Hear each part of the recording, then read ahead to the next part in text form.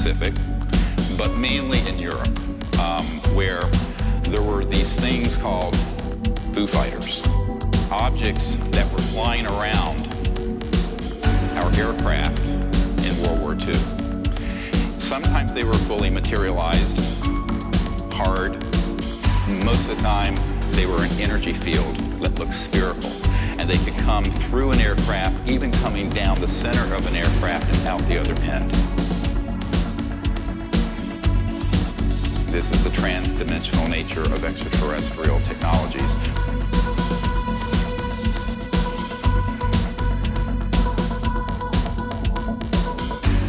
This became a huge concern for the Allies. And the Allies dispatched, or the president, I should say, on behalf of the Allies, dispatched a man named General Jimmy Doolittle. General Doolittle was asked to go over to the theater of operations in Europe to find out what the hell these things were.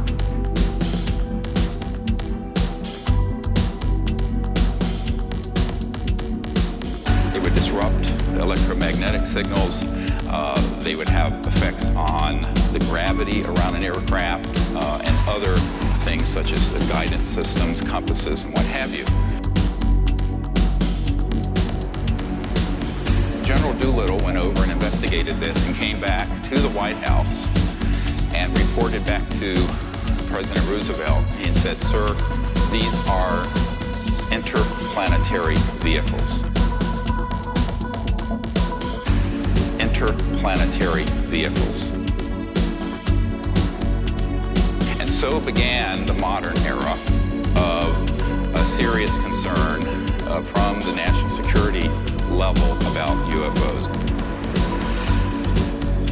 In World War II, because of the type of weapons being developed both by Hitler and by America, the interstellars became very concerned about what humans were doing on Earth and the risk of us destroying this planet, which I believe, in carefully in analyzing the history of this, that they have a interest in its survival and humanity's survival. This is the trans-dimensional nature of extraterrestrial technologies.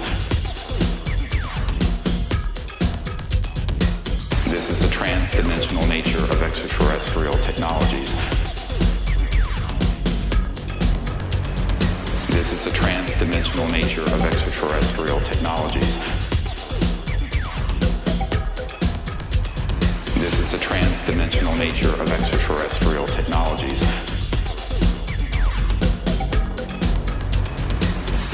It was an early scalar Star Wars hit, and when they switched that on, at least two of these disks collided. One went down northwest of Roswell, the other one continued and was more intact and was impacted near Socorro, New Mexico, and that's where they actually retrieved the bodies. The ones that was just north of Roswell was obliterated to little teeny pieces, tiny little pieces.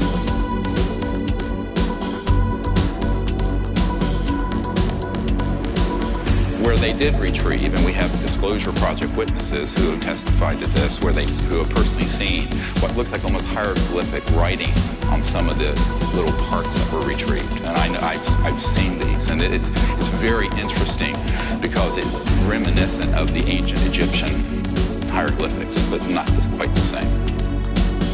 But you wonder where the pyramids came from. But you wonder where the pyramids came from.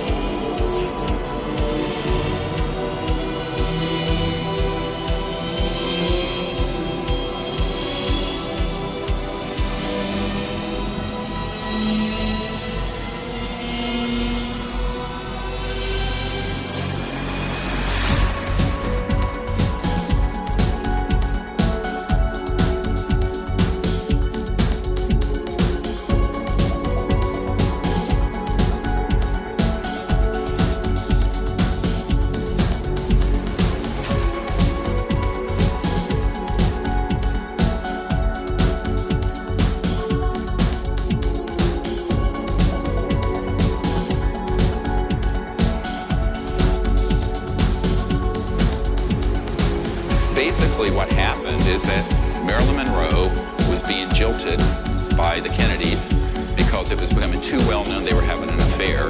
The Kennedys did not order her assassination. Angleton did. He realized that she was about to light this up and hold a press conference to talk about the ET bodies from outer space and all these secrets that Jack Kennedy had told her just out of spite. She was just furious that they had sort of pushed her out of the inner circle. Unfortunately for Marilyn, it cost her her life. Every one of us knew Marilyn had been killed, but we never knew why. We had no idea why. This is why.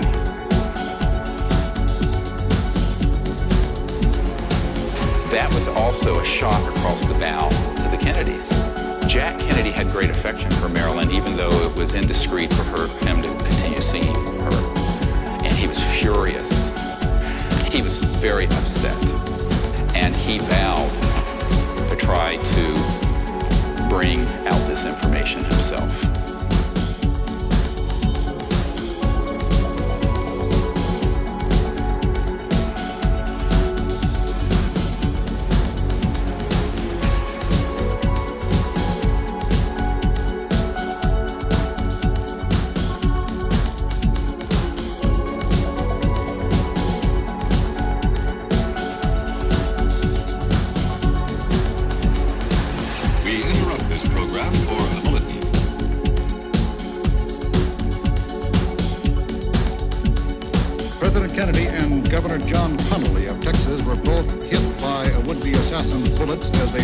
Downtown Dallas in an open automobile a short while ago.